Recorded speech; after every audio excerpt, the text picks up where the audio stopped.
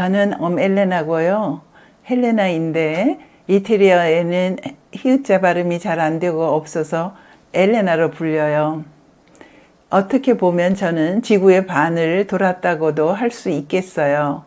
호주 멜번에서부터 미국 로스안젤레스의 포콜라레, 그리고 동남아시아에서부터 한국에, 필리핀 등 또 이태리 총본부까지 지내다 왔어요. 지금은 로피아노에서 거의 6년쯤 지내고 있어요. 이제 로피아노에서 했던 경험을 이야기하면서 시작하고 싶어요. 약 6년 전 제가 미국에 있었을 때인데 포콜라리네들의 총책임자께서 로피아노에 있는 한 포콜라레를 맡기면서 거기에 있는 이들을 동반해 줄 수 있는지 물어봤어요. 기꺼이 네 라고 답했죠. 늘 그렇게 해왔었으니까요. 처음에는 쉽게 대답을 했는데 거기 가서 얼마간 생활을 하다 보니까 현실은 그게 아니었던 것 같아요. 준비도 좀 더 필요했고 그런 방면에 대한 지식을 알고 있었다면 내가 이 포콜라레를 좀 더 잘 돌보며 앞으로 이끌어 나가는 데 도움이 되지 않았을까 하는 생각이 들었죠. 그래서 좀 걱정이 되었어요. 그렇지만 그 순간에도 하느님께서 이 일을 맡기셨으면 은총도 함께 주실 테니까 라는 믿음을 가지고 이를 믿고 그대로 다시 네 하고 답을 하고는 시작을 했어요. 그 포콜라레에는 포콜라리네들이 6명 함께 살고 있었고 또 기혼 포콜라리나도 1명 포함되어 있었어요.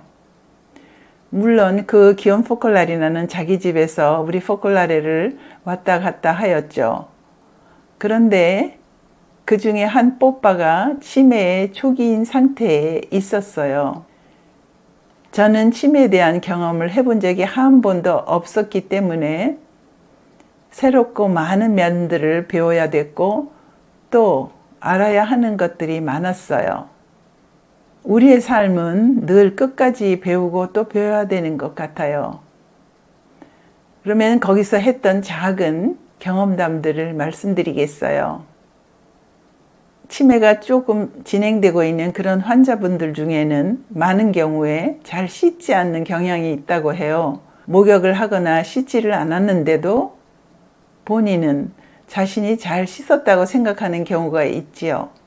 이 포콜라리나의 경우도 마찬가지였어요. 인지 능력이 저하되었기 때문에 그럴 수도 있겠구나 하고 짐작하고는 뭔가를 해야 되겠다는 생각이 들었어요. 우리가 청결하지 않게 지날 수는 없으니까요. 우선 이런저런 이야기를 나누면서 그녀의 어려움을 이해하려고 노력했고 하나가 되어주면서 예수님께서 하신 것처럼 뭔가 조금이라도 구체적이고 직접적인 행위로 시작해야 되겠다고 생각했어요. 그래서 하루는 저녁 취침 시간 좀 전에 세수대야에 따뜻한 물을 받아놓고 그 옆에 비누도 준비해놓고 수건을 내 팔에 걸고 거의 꿇어앉다시피 해서 예수님을 대하듯이 하면서 그 뽀빠에게 발을 씻겠냐고 물었더니 그는 단순하게 받아들이며 그렇게 해달라고 했어요. 그래서 한쪽 발을 정성껏 씻기고 마른 수건으로 말리고 하니까 또 한 발을 내어놓더라고요. 그래서 자기에게도 이게 시원한지 아무튼 좋았나 보다 생각하게 되었어요. 그래서 기꺼이 해주었죠. 그 순간 우리 사이에 사랑과 신뢰가 피어나는 그런 것을 느끼게 되었고 그 후에는 더 용기가 생겼어요. 어쩌면 이런 느낌이었을 거예요. 마치도 제가 몇 년 전에 한국에 있었을 때 몽골에 가서 몽골 사람들을 처음으로 이상해로 매료시킬 수 있었던 느낌? 뭐랄까 커다란 정복감 같은 것을 체험했어요. 그런 후 그 뽀빠를 침대에 눕히는 데 도움을 주었더니 그 포콜라리나가 제 손에다 입을 맞춰주고 제 볼에도 입을 맞춰주는 거였어요. 감사하다면서요. 이 같은 작은 사랑의 행위가 이렇게 우리 사이에 신뢰를 전해주는데 도움을 주었구나 생각하면서 예수님께서도 마치 저를 쓰다듬어 주시면서 앞으로 나아가라고 밀어주시는 것 같이 느꼈죠. 또 한 번은 밤 1시 반쯤이었는데 이 뽀빠가 잠자던 침대에서 떨어져서 코피를 흘리면서 피가 카펫, 침대 시트 여기저기에 묻어있는 것을 보았다면서 옆에 방에서 자고 있던 뽀빠가 와서 얘기해 줬어요. 저는 그와 함께 달려가서 그 뽀빠를 끌어안고 조심스럽게 일으켜 세우면서 안심을 시키고 안락 의자에 앉게 했어요. 시트도 갈아주고 잠옷도 갈아입히고 피 묻은 곳은 다 씻겨주었죠. 혹시 앰뷸런스를 불러야 되지 않을까 했는데 그 포클라리나가 침대에 편안히 누워있으면서 자기는 괜찮다고 아픈 데가 한 군데도 없다고 했어요. 여기저기 만져봤을 때 부러진 데는 없었고 상태가 괜찮은 것 같았어요. 그래서 우리가 의사도 아니고 간호사도 아니고 전문가도 아니지만 모든 것이 제자리로 돌아오는 것을 보았어요. 우리는 이렇게 하느님께서 순간순간 명하시는 대로 따라가면 그분께서 모든 것을 제자리에 놓으시는구나 하는 확신감을 갖게 되었고 앞으로도 어떻게 해나가야 될지에 대해서도 깨우치게 되었어요. 그리고 한 가지 아름다운 일은 어느 날 우리가 다 같이 저녁 식사를 하고 있었어요. 그런데 저는 테이블 위쪽에 앉아 있었고 그 뽀빠는 에밀리아라고 부르는데 옆쪽에 앉아 있었어요. 그런데 그 뽀빠가 다가오더니 저희 어깨와 다른 뽀빠의 어깨를 잡으면서 이렇게 얘기하는 거였어요. 나는 너희들의 사랑에 대해서 진심으로 감사하고 싶다는 것이었어요. 그러면서 아주 특별한 모습으로 얘기를 하는 것이었어요. 그런데 그때는 그의 병세가 많이 악화되어 있어서 제정신이 아니었을 때가 종종 있었어요. 많은 것을 잊어버리기도 했기 때문에 그런 진지한 얘기를 했을 때 많이 놀라웠어요. 마치도 예수님께서 우리에게 그런 얘기를 직접 해주시는 듯 했어요. 그래서 그 뽀빠를 바라보면서 나는 이렇게 말했어요. 에밀리야, 너도 우리를 많이 사랑하지 않니? 라고 했더니 손을 내저으면서 아니야. 너희들이 나를 사랑하는 거에 비해서 나의 사랑은 아주 적다고 이렇게 얘기하는 것이었어요. 저와 다른 뽀빼들은 정말 놀라워하지 않을 수 없었어요. 물론 어려운 경우가 없었던 건 아니었지만 예수님께서 필요할 때마다 이렇게 우리에게 용기를 주시면서 늘 사랑하면서 앞으로 나가라고 하시는 것 같았어요. 또 한 가지 경험한 것은 우리가 죽을 때, 즉 노년기에 마지막 기간에 가서도 결국 우리가 생활해왔던 그대로 떠나게 된다는 것이라는 거예요. 이 뽀빠는 아주 숙명을 잘하고 일치를 크게 이루는 그런 뽀빠였어요. 특별히 포콜라레 책임자하고 그랬어요. 그래서 저에게 큰 일치를 해주었어요. 침에 끼가 나와서 때로는 고집을 피울 때도 있었어요. 그럴 때는 다른 포콜라리나들이 에밀리아 그렇게 하지 마. 엘레나가 그렇게 하지 말라고 했잖아. 라고 하면 그 태도를 곧 바꾸곤 했어요. 또 어떤 때는 엘레나가 이거는 이렇게 하랬잖아 라고 말하면 그거를 기꺼이 하곤 했어요. 뽀빼들이 저의 이름을 많이 팔았다고 할 수 있죠. 그 후 치매가 진전이 되었을 때도 옷은 무엇을 입을지 같이 보고 싶어 했고 바지는 어느 곳으로 상의는 어느 색깔로 할 것인지 함께 보곤 했어요. 그 뽀빠는 그래픽을 전공한 사람이라 색깔이 좋아해도 퍽 민감했어요. 또 한 번의 그와의 경험은 제가 지금처럼 한국에 와야 됐을 때였어요. 저는 휴가도 할 겸 저희 가족들도 만날 겸 건강진단도 할 겸 또 그 당시에는 오빠가 돌아가시기도 했기 때문이었어요. 그런데 그 당시에 우리 소도시의 로피아노의 총책임자인 도나텔라가 이렇게 말했어요.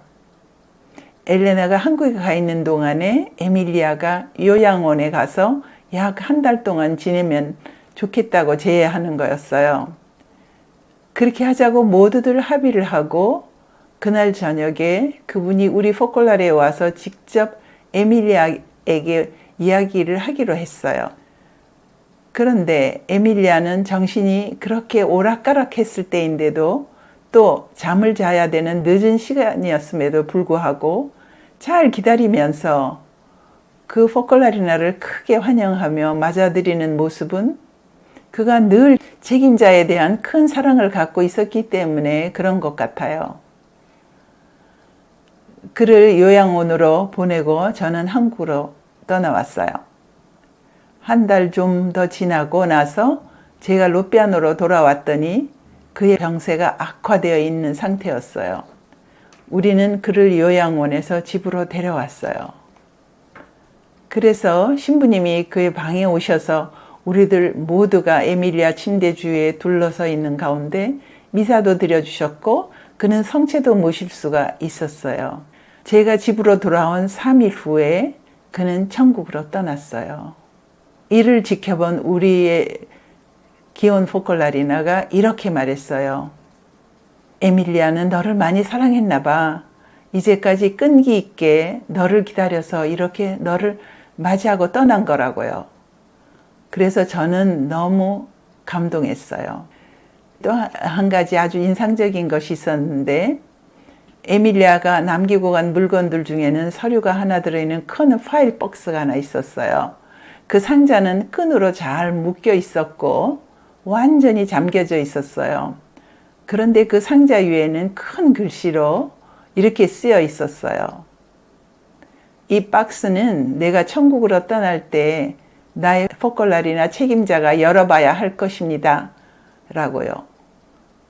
그래서 제가 그 박스 앞에서 자세를 잘 갖추고 상자를 열게 되었어요.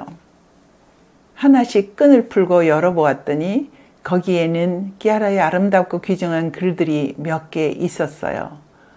그리고 사진첩이 또 하나 있었는데 거기에는 자기의 식구들의 사진, 부모님의 사진, 부모님의 묘지에 관한 알아둬야 할 사항들과 서류들이 들어있었어요.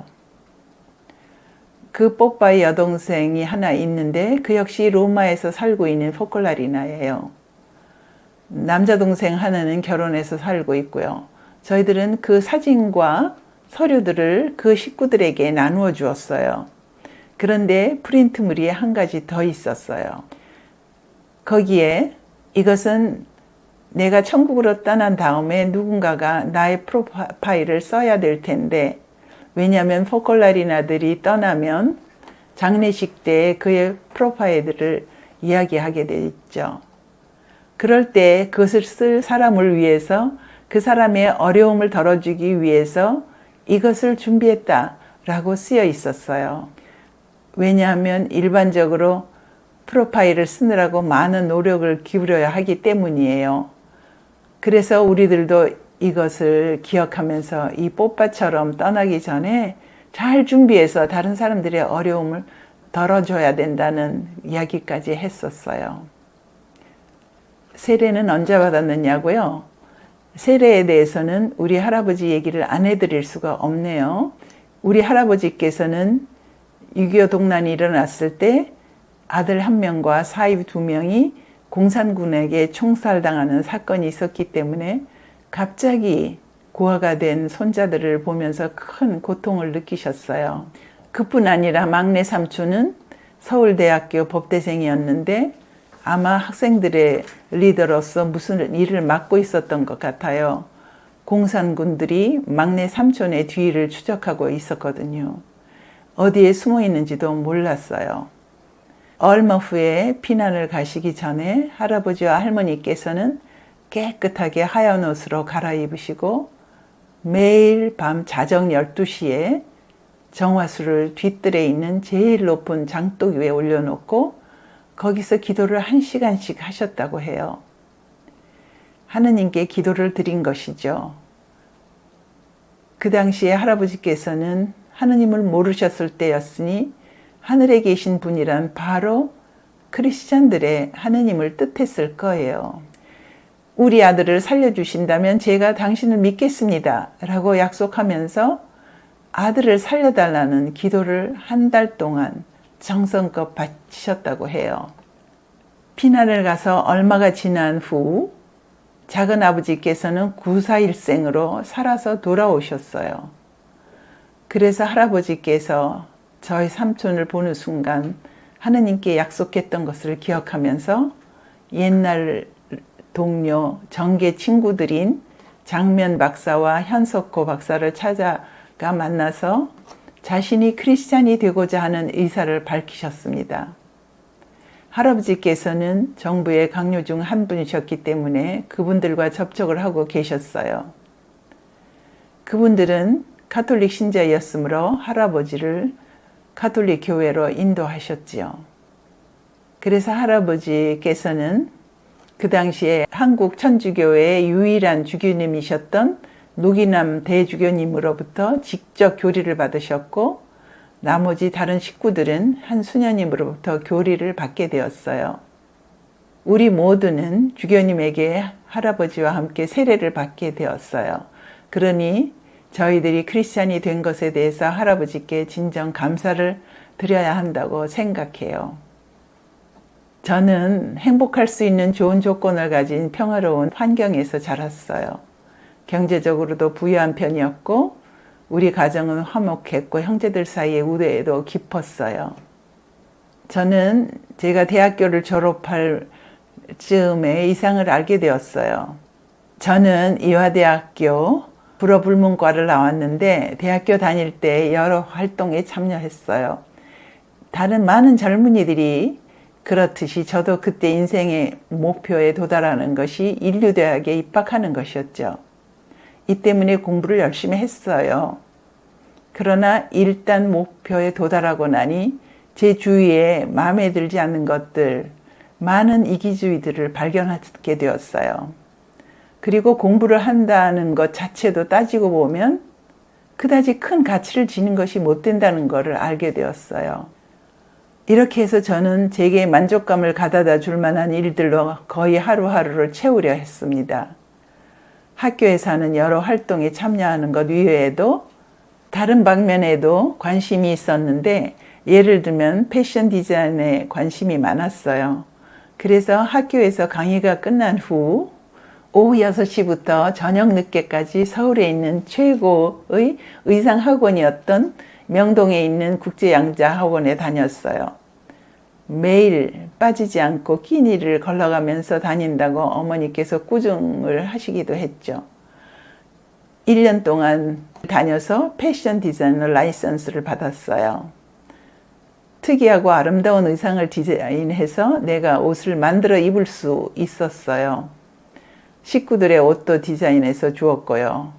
그 당시에는 기성복이 거의 없을 시절이었기 때문에 옷감 원단을 가지고 양장점에 가야 했던 시절이었으니까요. 후에는 포클라레 뽀빼들의 옷을 많이 디자인해 줄 수 있었어요. 그리고 고교 시절에는 음악대학 피아노과를 가려고 했던 때였기 때문에 고2 때까지 피아노 레슨도 계속 받았어요. 제가 피아노를 치고 있으면 우리 형제들, 오빠들 4명과 아버지까지 저 옆에 모여와서 목청 높여서 도라오라 솔렌토, 산타 루치아 등 합창을 하곤 했죠. 오빠 한 분하고는 음악에 대해 서로 잘 통해서 그도 피아노를 쳤기에 이중주를 칠 때도 있었고요. 또 클래식 고전 음악에 대한 퀴즈가 나올 때는 둘이서 착착 잘 맞추기도 했어요.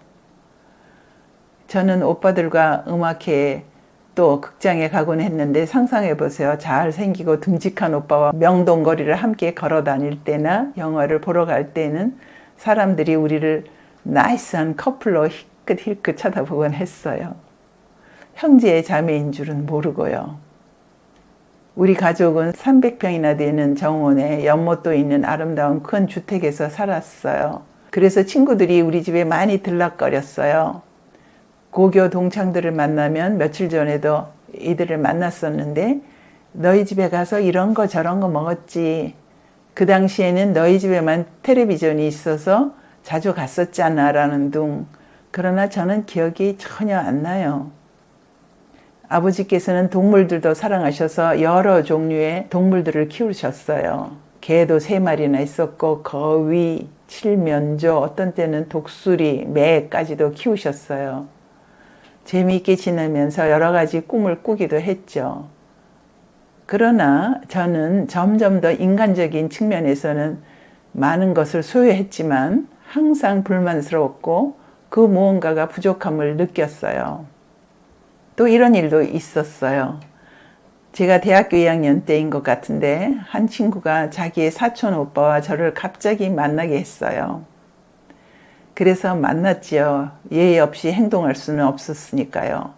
만나서 얘기도 하고 점심도 함께 하면서 지냈어요. 그분은 의학을 공부해서 레지던트였는데 미국에 가서 공부를 끝마쳐야 되니까 둘이서 함께 미국을 가라고 제의하는 거였어요. 저는 그때 학생 신분이었기에 결혼에 대해서는 생각조차 하지 않을 때인데도 그런 식의 청혼이 들어왔어요. 친구가 그 사람을 대신해서 꽃다발을 가져다 주며 청혼을 해온 거였지요. 그래서 생각 좀 해보겠다고 하면서 잘 물리쳐 놓고는 생각을 진지하게 하게 됐어요. 내가 진짜 뭘 원하는가? 내 미래에 대해서 그때까지는 아무것도 생각을 안 했던 것 같아요. 큰오빠도 언니도 결혼했고 다들 행복하게 잘 지내지만 저는 글쎄요. 저도 결혼할 거라고 생각은 했었어요. 나도 그 같은 삶을 살 것이라고도 생각은 했죠. 그러나 어느 순간에 뭔가 다 차지 못한 부족한 어떤 것이 느껴졌었어요. 그러면서도 결혼 준비 겸 이것저것을 다 했어요. 요리 학원을 안 다녔나, 꽃꽂이 학원을 안 다녔나. 좋은 가문에 젊은 교수가 갖춰야 될 것들은 다 구비하려고 했던 것 같아요. 그런데 어느 날 대학교 선배가 성당에 와서 레지오 마리에를 하라고 했어요. 마지못해 레지오 마리에를 하면서 동시에 카톨릭 신자인 대학교 친구가 이대에 있는 젬마회에 가입하라고 해서 바이블 스터디도 했었죠. 그런 활동을 할 때에는 아주 마음이 흐뭇했어요. 내 자신을 내어주면서 레지오 마리아에서 일주일에 한 번씩 활동하면서 교리도 가르쳤죠. 그런 일을 할 때는 마음이 아주 기쁘고 흡족했지만 끝나고 돌아오면 왜 그런지 뭔가 허전함을 느꼈어요. 내면의 공허감 그대로 남아 있었죠. 아직도 부족한 그 뭔가를 채워주지 못하는 것이었어요. 그래서 나는 내 자신이 이중인격자라고 생각했죠. 겉으로는 성스럽게 보여서 잘 사는 사람처럼 보이지만 속으로는 또 집에서는 그렇지 못한 나의 모습들이 보였기 때문이에요. 그랬기 때문에 이런 것도 다 그만두고 싶다는 생각이 들었고 나의 미래를 구체적으로 생각해 봐야 되겠다고 마음먹었어요. 그러던 중 제가 레지오를 하면서 이순영 크리스티나를 알게 되었어요. 그는 해화동 성당의 고등학교 학생들의 프레시디움 단장이었고 저는 가회동 성당 고등학교 프레시디움 단장이어서 서로를 알게 되었어요. 한 달에 한 번 열리는 꾸리아 회의에서 만나게 되었지요. 서로 인상이 좋아서 그랬는지 친구가 되었고 저는 크리스티아나를 어떤 피정에 초대를 했고 크리스티아나는 결국 저를 포콜라레 모임에 초대를 했어요. 그래서 포콜라레를 알게 되었고 언젠가부터는 결혼해야 되겠다는 생각보다는 다른 쪽으로 마음이 점점 기울어지는 것을 느끼게 되었어요. 포콜라레 모임을 갔더니 수원교구의 심영택 신부님께서 포콜라레에 대해서 알려주셨어요. 그 당시에는 한국에는 포콜라레 본부가 없었고 유일하게 필리핀에 아시아 본부가 있었는데 거기서 한국으로 우리들을 찾아와 주시곤 하였어요. 심양택 신부님은 포컬라레 정신을 이태리에서 또 독일에서 공부하시면서 알게 되셔서 열정적으로 저희들에게 이 정신을 전해주셨어요. 제가 성당에서 레조에서 교리교사를 한다거나 바이블 스터디를 하면서도 알지 못했던 새로운 면을 발견하게 되었어요. 성경, 복음을 실천에 옮기는 새로운 삶은 충격으로 저에게 다가왔어요. 제가 이중적인 생활을 하는 것 같다고 했었는데 성당에서 일할 때는 사람들이 굉장히 훌륭한 신자라고 또 좋은 크리스찬이라고 말했고 저 역시 예수님을 사랑한다고 얘기할 수 있을 것 같았는데 집으로 돌아오거나 학교로 돌아오면 나의 본 모습으로 돌아가는 거였어요. 그래서 큰 회의를 느꼈죠. 그런데 이상을 알게 되면서 해소가 되었다고 볼 수 있어요. 해결책을 찾은 것이지요. 제가 한 첫 경험은 그 당시 우리가 살던 생활 말씀이 이 작은 형제 하나에게 해준 것이 곧 나에게 해준 것이라는 그 말씀이었는데 그걸 어떻게 어디서부터 살아야 될지를 저는 몰랐어요. 모임에서 다른 사람들은 그들이 생활한 경험을 얘기해도 저는 이야기할 게 하나도 없었어요. 그 당시 우리 집에는 일하는 사람들을 두세 사람 두고 있었는데 10살 먹은 여자아이가 하나 있었어요. 하루는 그 아이가 나에게 온 전화를 잘못 받았어요. 그래서 제가 주인으로서 그리고 그 아이가 또 잘못을 했기 때문에 호되게 야단을 쳤죠. 그런데 야단을 치고 나서 제 뒤통수에서 어떤 작은 소리가 들리는 것 같았어요. 저 아이가 예수님이라면 그렇게 행동했겠냐는 거였어요. 잠시 후 그럼 어떻게 해야 될까 하고 자문하게 되었어요. 예수님으로 보지 않았던 것은 틀림없지. 그러니 그에게 용서를 청해야 된다는 느낌을 받았어요. 그런데 유교적인 사고방식으로는 주인이 나이도 어린 일하는 아이에게 사과한다는 것은 상상도 못할 일이었죠. 자존심 상으로도 그랬고요. 어쨌든 그때 말씀을 실천하지 않으면 내가 이 말씀을 살 수 있는 기회를 잃을 것 같다는 생각이 드는 거였어요. 그래서 살아내야만 한다고 느꼈죠. 말씀을 실천하려고 그 아이에게 다가가서 아까는 미안했다 라고 얘기했어요. 제가 사랑이 전혀 없이 말을 했거든요. 물론 잘못한 거에 대해서는 야단을 칠 수는 있었지만 사랑 없이 완전히 그냥 윗사람으로서 냉혹하게 한 것은 옳지 않았죠. 성경 말씀대로 사는 건 그런 건 아니었죠. 그랬더니 그 아이는 어리벙벙해 하면서 이 언니가 왜 이런 얘기를 하나 할 정도로 의아해했어요. 그런데 저는 아주 기뻤어요. 이것이 말씀을 사는 데서는 결실이구나 하는 것을 처음으로 그런 행복감, 기쁨을 느꼈어요. 이렇게 해서 사랑이신 하느님이 곧 말씀을 실천에 옮겼던 거지요. 이 이상은 결국 저의 사고방식과 생활방식을 변화시키기 시작했어요. 또 한 가지 작은 경험담이라면 우리 어머니는 우리 집안의 맏며느리셨기 때문에 고부 간의 갈등도 있었고 우리 고모들, 신우들도 있어서 자주 그런 데서 오는 어려움이 많았기 때문에 딸인 저에게 늘 하소연하셨어요. 그러면 제가 너무 잘 아는 스토리고 그걸 반복해서 듣다 보면 이 귀에서 듣고 저 귀로 흘러버렸는데 그날은 어머니가 예수님이시라면은 그렇게 하진 않았을 거라는 생각이 들었어요.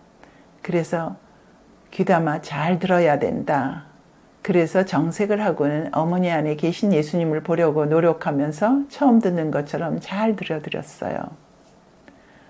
그런데 이상하게도 30분도 넘게 이야기하시던 분이 얼마 안 돼서 지난번에도 이야기했었지 하시면서 끝을 내시는 거예요. 그래서 어쩜 저렇게 다른 태도를 취하시게 됐지 하면서 저는 놀랐죠.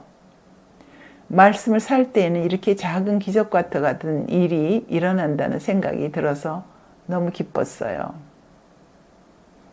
하느님의 부르심에 대해서요. 하느님의 부르심은 정확하게 느낀 것이 어느 순간이라고 얘기할 수는 없지만 아까도 얘기했듯이 저희 마음이 한쪽으로 기울어지기 시작했던 것 같아요. 어떤 때는 오빠 친구들이 무언가 호의를 표시하거나 하면 결혼 생각을 더 해보게 되었죠. 한 번은 오빠 친구 한 사람이 저에게 프로포즈를 했었는데 저는 아무와도 결혼을 약속한 일이 없으면서도 나는 이미 누군가를 선택했어요 라고 답했어요. 그렇지만 정작 그 대상이 누구인지는 저도 몰랐어요. 형제들이 결혼해서 다들 행복하게 사는 것을 보면서도 그런 길이 내가 갈 길은 아닌 것 같았지요. 마음속에 뭔가 흡족하지 않은 그런 것이 있었어요. 그리고 저는 한 사람만을 위해서 온 인생을 살아야 할 것 같지도 않았어요. 뿐만 아니라 내 안에서 계속 아주 은밀한 목소리로 너는 나를 따라오너라 라는 목소리가 들리는 듯 했어요. 그래서 그 목소리를 옆으로 계속 제쳐놓고 있다가 마음을 다시 가다듬고 그 목소리를 들으려고 하다 보니 그 목소리가 조금씩 더 강해지는 것 같더라고요. 청혼이 들어올 때마다 그것은 아니라고 생각하게 되었는데 어느 날 마닐라에 있는 포콜라레 본부에서 첫 포콜라리나 중에 한 분인 마릴렌이라는 포콜라리나가 다른 포콜라리나와 함께 한국에 찾아오셨어요. 그때 저는 그분과 면담을 해야 되겠다는 생각이 크게 들었어요. 나의 미래에 대해서 이야기를 나누고 싶었어요. 그분들 포콜라리나들의 모습, 행동, 제스처라든지 그런 게 참 조화롭고 아름답게 보였어요. 옷을 입은 모습도 뭐 화려한 그런 옷들은 아니었지만 아름다웠고 조화로웠어요. 그때 나는 이런 점을 발견했던 것 같아요. 독일 신학자 폰 발타살이 하느님은 진리이시고 선하시고 동시에 아름다우신 분이라고 말했음을 저는 알게 되었죠. 그런데 그 당시에 이 점은 별로 이야기되지 않고 엄하시고 의로우신 하느님만이 강조되는 그런 사고방식이 있었어요. 그래서 수녀가 되려고 하는 사람들은 보통 검정 스커트에다 흰 브라우스를 입고 고개를 약간 빗숙인 모습으로 다니는 것을 저는 좋아하지 않았어요. 하느님을 선택한 사람들이 다른 사람들보다 덜 할 게 뭐 있는가? 마치 더 실현당한 사람들처럼 말이죠. 그 때문에 저는 일부러 아주 멋지고 화려하고 예쁘게 차리고 다녔어요. 그래서 디자이너 공부를 했던 것이고 그렇기 때문에 그 포콜라리나들의 조화로운 모습이 눈에 들어오면서 영화에서 보던 많은 이태리 사람들과는 아주 특이한 아름다움을 볼 수 있었어요. 아무튼 그래서 저는 내 길이 어떤 것인지 몰라서 도움을 받기 위해 마릴렌에게 면담을 청해서 이야기하게 됐어요. 통역을 통해서 마릴렌이 이태리 말을 하면 함께 온 브라질 포콜라리나가 영어로 통역을 해 주었어요. 면담을 마치고 나서 마릴렌은 다음과 같이 확인해 주었어요. 포콜라리나로서 이 길을 가도록 용기를 북돋아 주고 우리 가운데 예수님께서 계셨다면서 여러 이야기를 하시며 양성을 받기 위해 필리핀으로 떠나도록 하라는 결정이 났어요.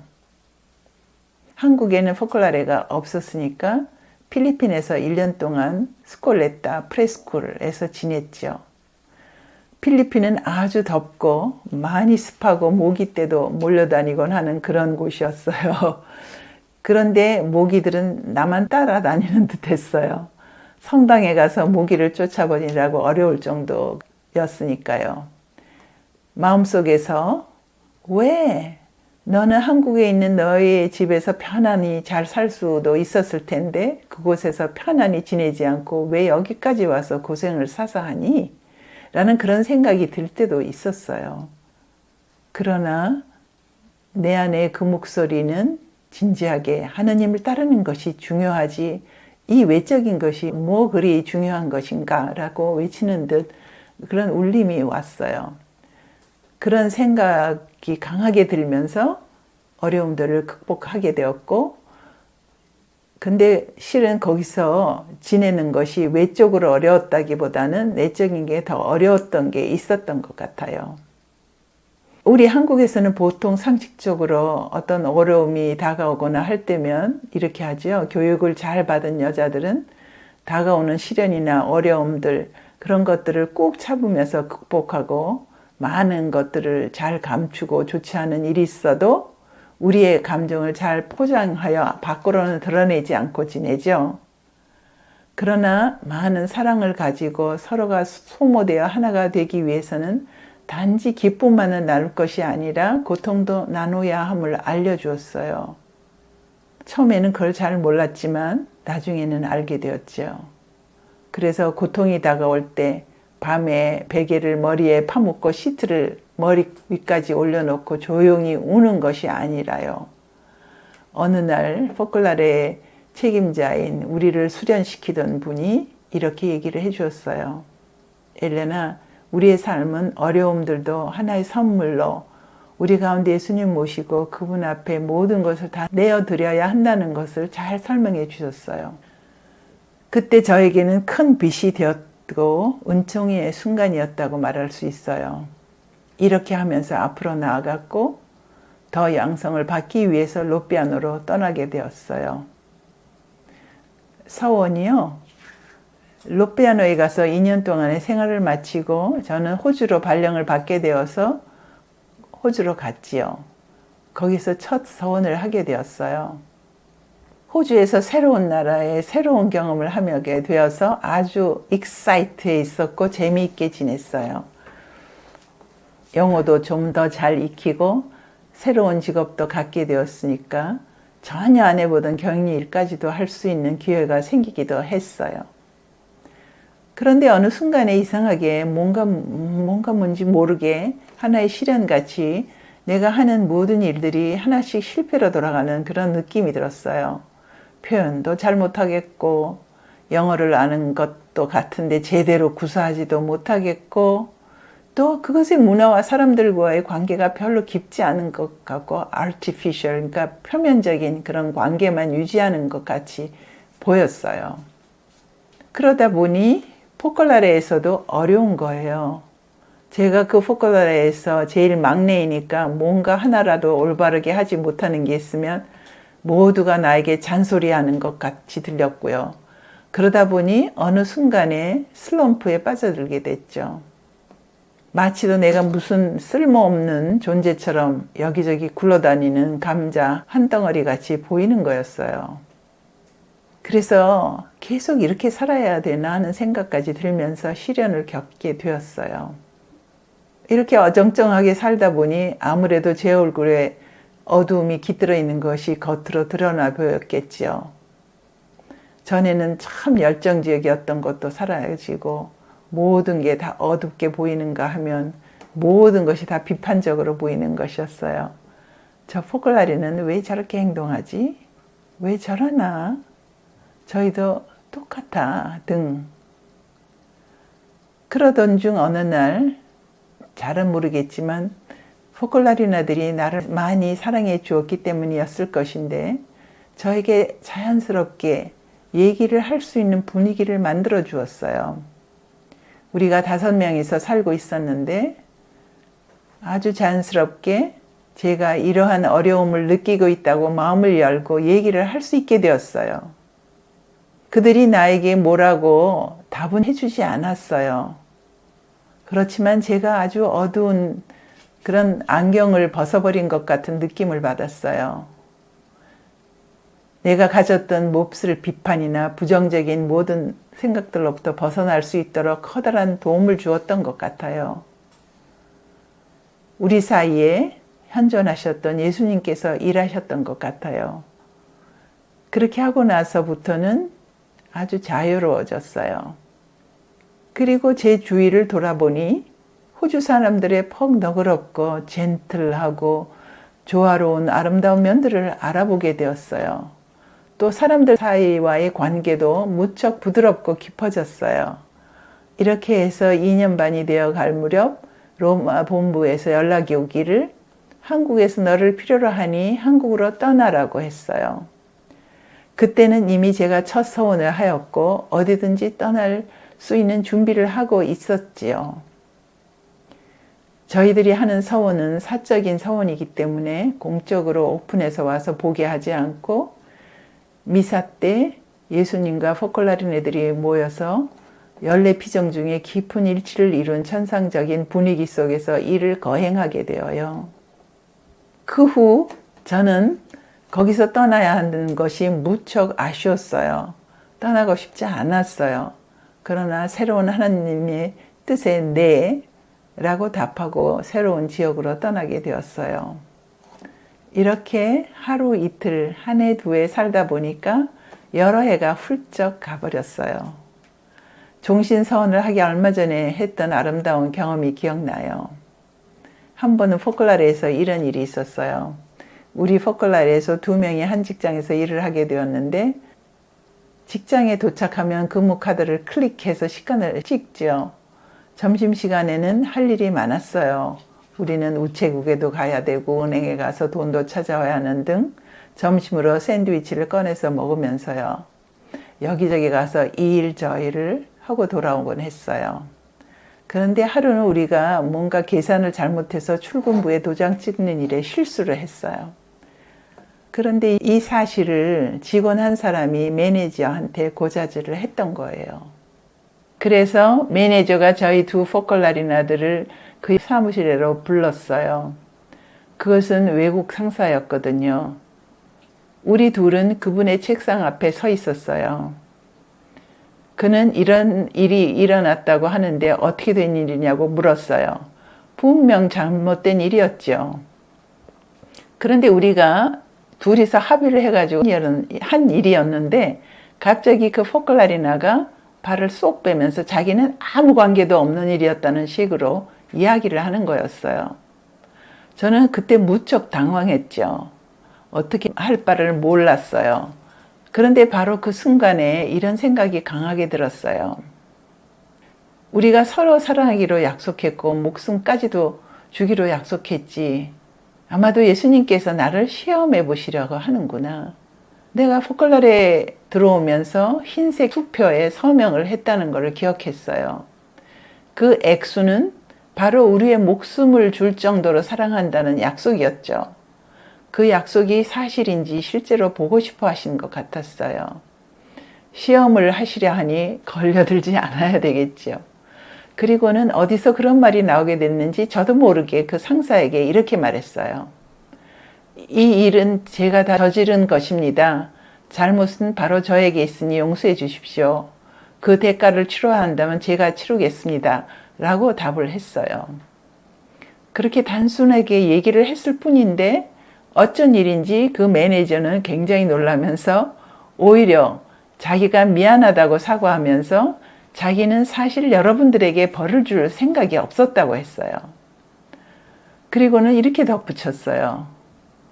여러분들이 우리 사무실에서 일하는 모습을 볼 때 다른 사람들하고는 많이 틀리고 다른 사람들을 대하는 태도 등 여러 가지로 분위기가 무척 다르다며 아주 신선함을 가져다 준다고 하면서 성덕마저도 느끼게 한다는 말까지 하는 거였어요. 우리는 그 사람이 신자인지 아닌지 알지 못했지만 그런 분위기를 모두에게 가져다 준다면서 오히려 많이 감사해야 하는 것이었어요. 그러니 종신서원은 그런 준비가 있었다고 할 수도 있겠죠? 그 후 서울에 와서 2년쯤 지났는데 그 당시 다니던 직장의 시간표가 꽤 힘든 포클라레 생활에 적합하지 않은 그런 곳이었어요. 그래서 다른 직장을 구하기로 결정했어요. 신문 광고의 구직란을 찾아보니 캐나다 대사관에서 사람을 찾는 광고를 보게 되었어요. 비서일과 통역일을 동시에 할 수 있는 사람을 구한다는 것이었어요. 그런데 저는 비서일을 해본 적이 없었고 내용을 읽어보니 저는 그 직장에 적합한 사람이 아님을 알 수 있었어요.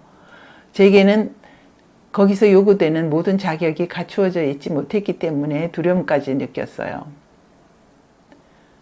그러나 이 두려움을 옆으로 제쳐놓고 예수님만을, 우리 가운데 계시는 예수님만을 신뢰하기로 했어요. 그래서 더 나은 직장을 찾는 것이 하느님의 뜻이라는 것을 상기하면서 그렇게 하기로 했어요. 그래서 입사 원서를 접수했어요. 시험 일자가 다가왔고 타이프 시험도 치고 면접도 하고 했죠. 그런데 놀라운 일이 일어났어요. 대사관에 있는 행정관이 저에게 전화를 걸어서 엄 선생님 축하합니다. 103대 1로 이기셨어요. 라고 하는 것이었어요. 그 직장은 물론 근무 시간이 짧으면서도 급료는 많았죠. 포클라르에서는 하루 24시간 중 24시간 동안 항상 우리 가운데 예수님을 모시면서 거룩한 몸을 해가게 되는데 때로는 우리로 하여금 우리의 한계와 능력을 초월하면서 하지요. 단순하지만 놀라운 일들을 또 겪게 되기도 해요. 이 경험을 통해서 하나님께는 불가능한 것이 없다는 생각을 굳히게 되면서 우리 가운데 계신 예수님에 대해 더 큰 신뢰를 갖게 되었어요. 우리 가운데 예수님을 모시고 생활하는 아름다운 모험이 바로 우리의 삶의 모든 것이 되어야 된다는 생각이 들었어요. 또 한 가지 언급해 줄 것이 있다면 제 상사가 너의 인격, 너의 퍼스널리티는 정말 마음에 든다고 했어요. 저는 저의 퍼스널리티, 성격이랄까 인격이랄까 뭘 의미하는지 몰랐어요. 그런데 이제는 그 이유를 설명할 수 있을 것 같아요. 우리가 예수님으로서 예수가 되어서 생활한다면 우리 안에 예수님이 계시기 때문에 그분의 아름다움이 빛나게 되기 때문에 그분은 우리를 통해서 다른 마리아를 보여주시기 때문이라는 거예요. 포클라리나를 돌본 것에 대해서 얘기해달라고 그랬는데 저는 우리가 항상 24시간을 함께 살다 보면 포클라리나들 사이에서도 진자리 말자리를 가려가면서 지내기도 하지만 또 눈물을 같이 흘릴 때도 있어요. 한 번은 어떤 포클라리나가 어려운 위기에 처해 있었어요. 꽤 오랜 동안 포클라레의 생활을 한 뽀빠였는데 포클라레를 나가느니 마느니 하는 상황에서 제가 6시간을 내리 면담을 한 적이 있었어요. 그런 일은 그때 한 번뿐일 거예요. 아무튼 5시간 이상을 물 한 모금 안 마시고 계속 얘기를 나눴던 기억이 나요. 나보다 대부분은 그 친구가 더 많이 얘기를 했었어요. 그때 나를 완전히 비우고 이 사람이 삐뚤어져 나가지 않기를 바라면서 옳지 않은 것들이 몇 가지 드러났지만 잘잘못을 가리려 하지 않고 모든 것은 다 제쳐두고 무엇보다도 진정 그를 진심으로 사랑해 주려고만 했어요. 키아라가 말씀하셨듯이 한 가족이 그것을 느끼도록 해야 된다는 것을 염두에 두면서 그의 이야기를 모두 잘 경청할 수 있었어요. 결국 그는 포클라레에서 아주 행복하게 잘 사는 뽀빠가 되었어요.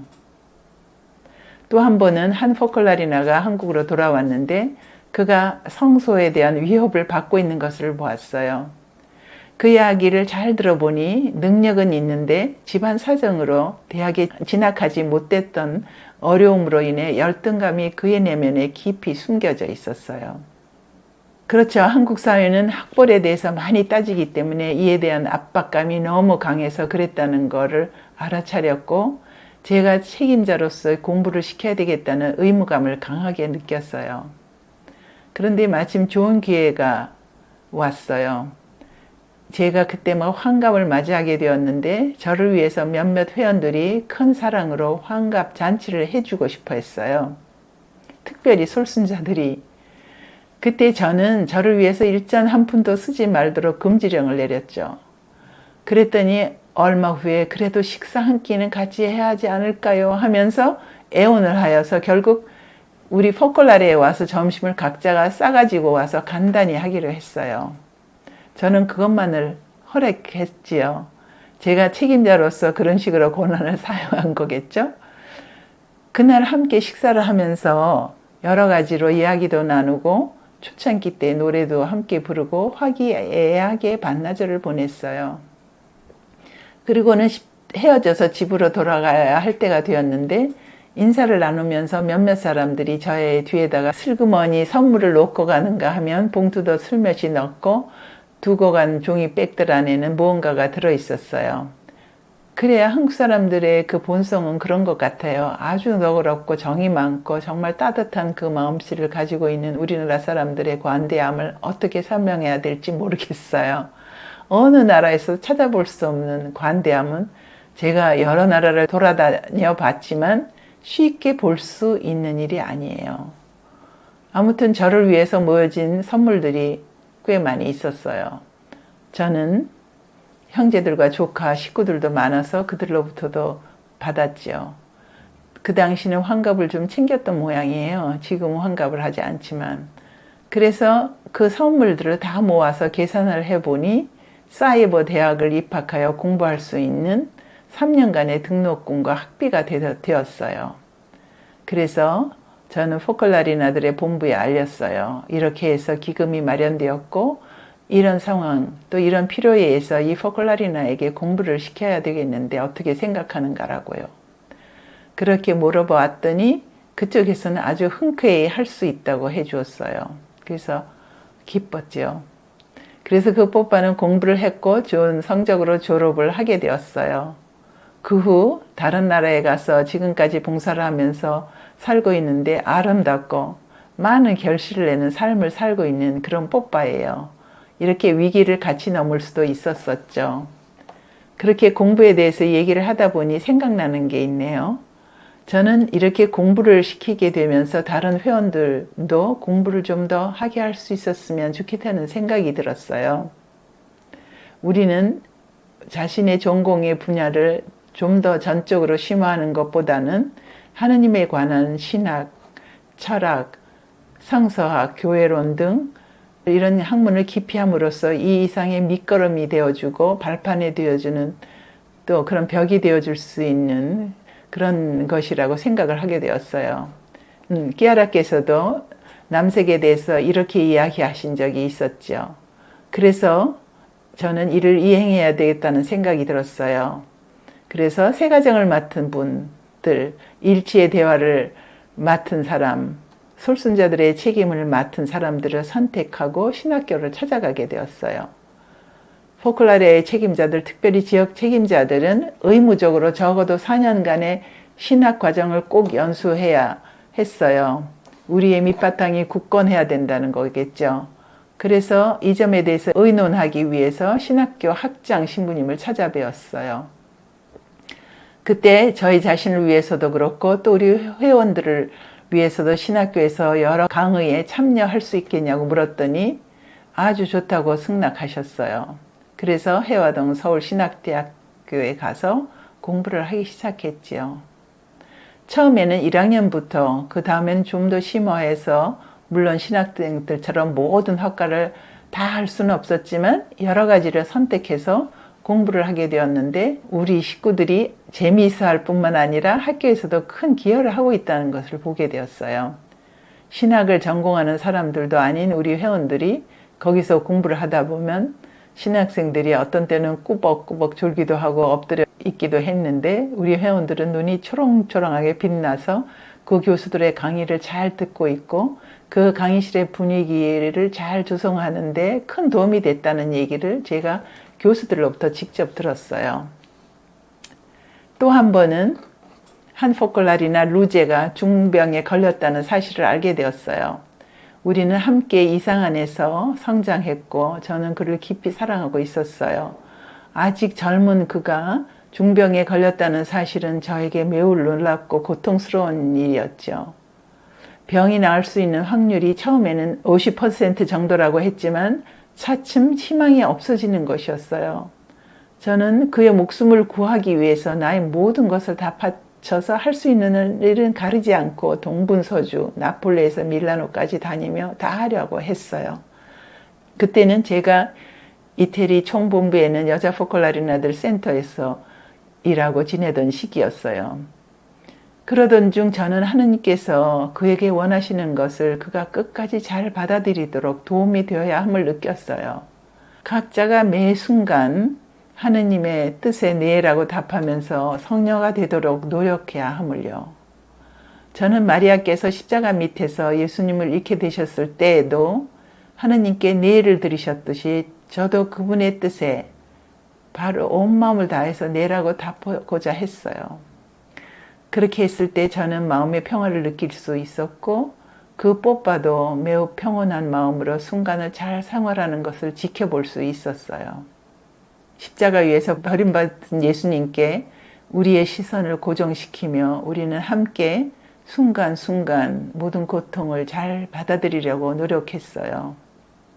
루제는 크고 작은 고통, 때로는 영웅적으로 하느님 뜻을 완성하다가 결국 완전한 기쁨에 이르게 되어 성녀처럼 이 세상을 떠났어요. 저는 그와 하나가 되고 있음을, 그리고 그와 많은 때에 그가 나를 도와주고 있음을 느껴요. 제게 도움이 필요할 때마다 저는 그에게 도움을 청하고 그때마다 그가 도와주고 있음을 느낍니다. 마지막 경험을 말씀드릴게요.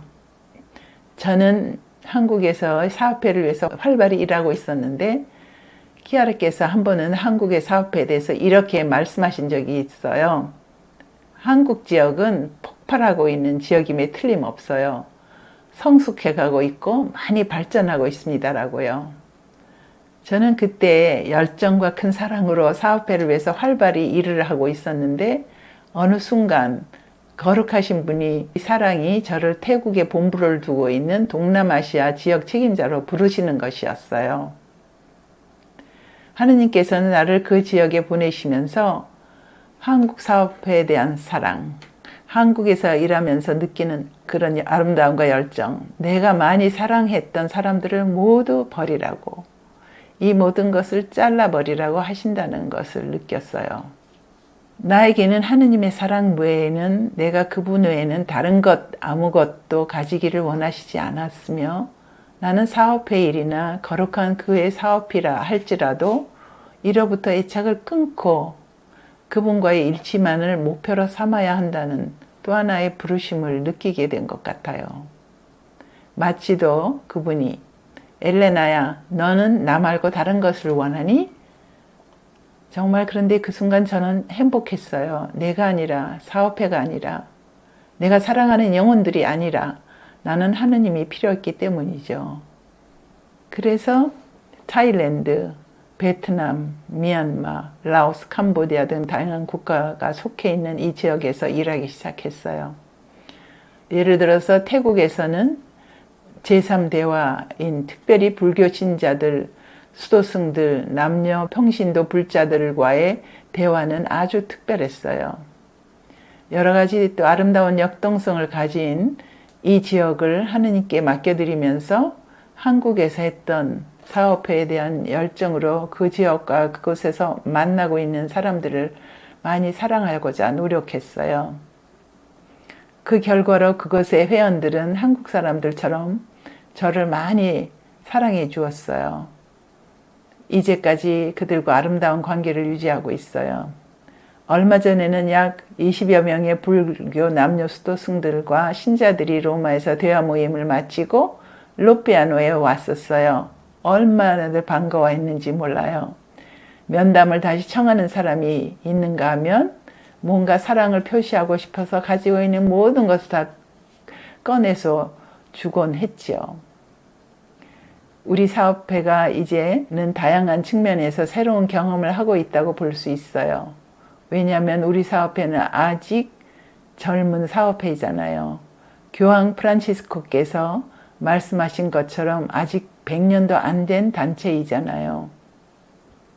그러나 우리의 삶이 모든 이에게 기여를 할 수 있기 위해서는 나누어져야 할 것도 많이 있어요. 젊은 사업회지만 우리의 카리스마에는 특유한 은총이 있기 때문이에요. 마지막으로 한 가지 얘기하고 싶은 게 있다면요. 아마 노년기에 대해서 얘기를 하고 싶어요. 저는 지역 책임자도 했었고 총본부에서 여러 해를 살았고 그런 경험을 하고 지나다 보니 어떤 때는 내가 모든 걸 관할하고 모든 걸 다 알고 있던 그런 때가 있는가 하면 그래서 제가 필요한 일이 있을 때면 다른 사람들이 즉시 모든 일을 척척 다 해주기도 했어요. 그런데 지금은 그렇지 않아야 될 때인 거예요. 할 수 없을 때가 있는 거죠. 우리의 상황이 달라지기 때문이에요. 그러나 가장 중요한 사실은 저는 어쨌든 포컬라리나이므로 내가 끝까지 죽을 때까지 포컬라리나로서 충실히 사는 거예요. 우리한테는 퇴직이라는 것은 없으니까요. 그래서 어떤 때는 우리가 모르는 일이 생기거나 아니면 우리가 할 수 없는 것이 있을 때 오히려 겸손한 삶을 살 수 있게 해주시니 감사하다고 해야 될 것 같아요. 그리고 어느 누구로부터 기대하지도 않고 의지도 하지 않아야 되죠. 꼿꼿이 서서 굳게 살아야 되는 것을 항상 배워왔기 때문에 이는 계속되어야 한다고 봐요. 중요한 것은 하느님께서 우리에게 청하는 것을 다 드리는 것이에요. 지금 현 순간에 다 드리는 것. 그러면 하느님께서는 아주 놀라운 상상력으로 그분의 환타지아가 크시기 때문에 우리가 생각한 것 이상으로 상상해 본 적이 없는 것까지도 생각해서 이루어지시기도 하는 걸 보게 되어요. 또 그렇게 하실 것이라고 믿어요. 끼아라는 나의 길이며 그녀의 내는 일치를 위해 내 삶을 예수님께 바칠 수 있게 해주었던 것 같아요. 여기까지 하겠습니다. 감사합니다.